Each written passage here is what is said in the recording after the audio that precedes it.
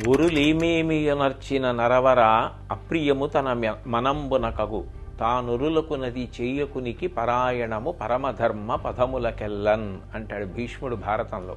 మనం ఎవరినైనా ఇతరుల్ని ఏదైనా అనే ముందు వాళ్ళు మనని అట్లా అంటే మనకెంత బాధ కలుగుతుందా సంతోషం కలుగుతుందా ఆలోచించాలి. మనం ఎవరికైనా ఏదైనా చేసే ముందు వాళ్ళు మనకి అట్లాంటి పని చేస్తే ఎట్లా ఉంటుంది అన్నది ఆలోచించుకోవాలి. మనం ఇతరులను ఒక మాట అంటే వాళ్ళు బాధపడతారు అని తెలిసినప్పుడు అటువంటి మాటలు మాట్లాడకూడదు.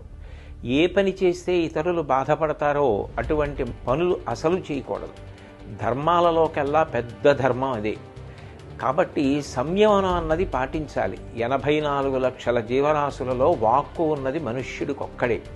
ఆ మనుష్యుడు తన వాక్కుని 10 మంది శాంతి కోసం సంతోషం కోసం వాడాలి తప్ప ఇతరుల మనసులు గాయపడడానికి మాటని వాడకూడదు.